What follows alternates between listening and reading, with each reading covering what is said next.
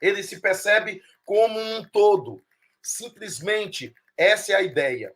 Não é panteísmo. Por quê? Nós precisamos imaginar uma escala. O panteísmo de Spinoza achava que depois da morte nós perdíamos a individualidade e nós éramos dissolvidos no oceano. Eu usei gota e oceano não no sentido panteísta, porque a gota continua existindo no oceano. Mas você precisa separar a gota do oceano para perceber a gota, percebeu? Você precisa dosar o oceano para perceber a gota, percebeu? Na verdade, não significa a perda da individualidade completa. Agora, entenda, na medida em que eu me aproximo de Deus, eu não me percebo mais como indivíduo. Quanto mais distante de Deus, mais ego, mais eu, mais meu, mais egoísmo, mais orgulho, mais penso que sou eu, o Senhor. Na verdade, quando eu mais me aproxime de Deus, mais eu percebo que há algo além da minha própria extensão como ego, como pessoa, e eu passo a ver as coisas completamente diferentes. Quando Jesus olhava para as pessoas, ele não via a pessoa em si somente, ele enxergava o futuro e o amanhã dessa pessoa. Ele percebia a progressividade desse ser humano, desse indivíduo, desse ser espiritual. Então, o seu olhar é muito mais profundo. Nos falta esse olhar profundo para perceber essa realidade. O caminho que o Cristo apontou é o nosso próprio caminho. Por que é difícil falar de individualidade? E não estamos falando aqui de perder a individualidade completamente. Estamos falando aqui que do 1 até o 0 existem frações. O 0 seria Deus. É Deus na matemática. O 1 somos nós. Mas do 1 ao 0 são infinitas frações. Me diga onde vão acabar as frações?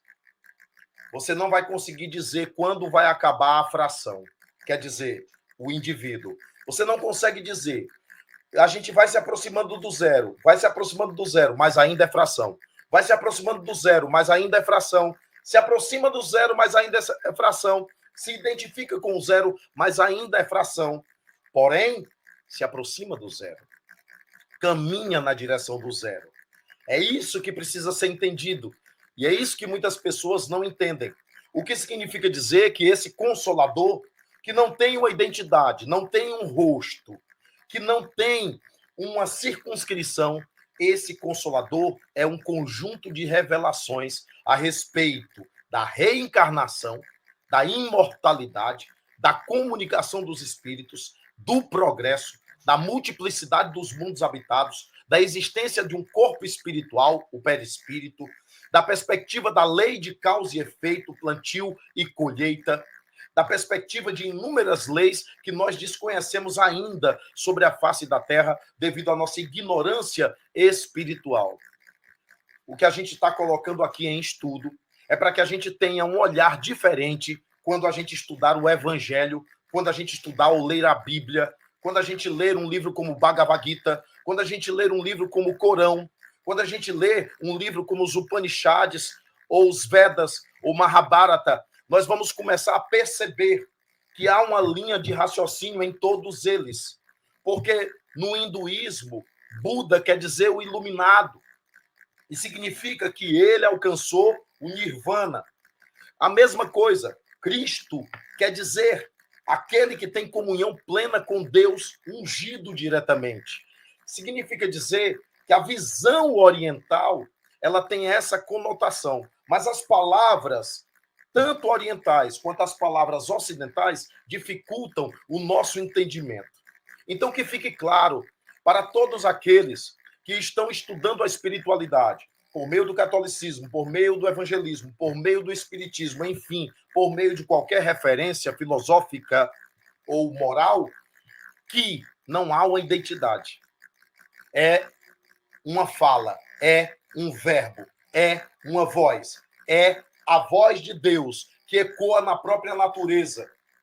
Porque, na verdade, se você tirar a palavra ismo, espiritismo, consolador, sem nome, não tendo nome, o que é isso?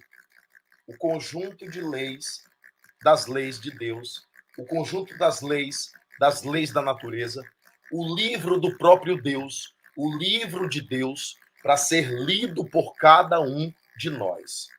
Portanto, alcançar essa dimensão de compreensão vai ajudar muito a gente em nossos estudos profundos a respeito do Consolador. Eu tenho certeza que muita gente não tinha falado com você sobre esses aspectos, não tinha falado com você dessa maneira e não tinha falado com você sobre esse princípio, porque é fundamental entender esse princípio da impessoalidade para que a gente não se perca, como alguns se perdem, classificando o espiritismo de religião porque cita Jesus. Por quê? Porque muita gente quis associar Jesus à religião, mas Jesus é tão impessoal que ele não está na religião. Ele é tão impessoal que ele não tem uma identidade religiosa.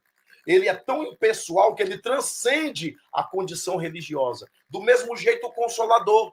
O Consolador não tem a ver com um ismo, não é preso a um ismo, não está preso, radicado a um ismo, porque ele se propõe falar contigo, comigo, com todos, em qualquer idioma, em qualquer universalidade de expressão, de reflexão, de meditação, de leitura, de entendimento espiritual profundo. Quanto mais a gente perceber que é universal Jesus, que é universalismo, esse Consolador, mais nós vamos nos aproximar de um entendimento mais interessante, mais profundo, mais claro a respeito de toda essa pedagogia divina que Allan Kardec identificou como sendo primeira revelação, segunda revelação, terceira revelação. E isso vai fazer com que a gente caminhe além, muito além do ego, muito além da circunscrição pessoal. Porque você já notou, toda vida que eu circunscrevo Jesus, eu quero me apropriar dele para mim e dizer que ele está só comigo, mas não está com você. Percebeu? Enquanto Jesus estava dizendo, eu pertenço a todos vocês, eu estou acessível a todos de vocês, vinde a mim todos vós que estáis cansados e oprimidos, e eu vos aliviarei. Pai nosso, quer dizer, nosso, de todos nós. Jesus não pode ser apropriado, aprisionado por ninguém, nem por uma seita, nem por uma religião, nem por um grupo, nem por um partido, uma facção, seja o que for. Ele é universal, porque ele está à disposição de todos que querem conhecer a verdade, assim definida como Espírito Verdade, o Espírito da Verdade, o Consolador.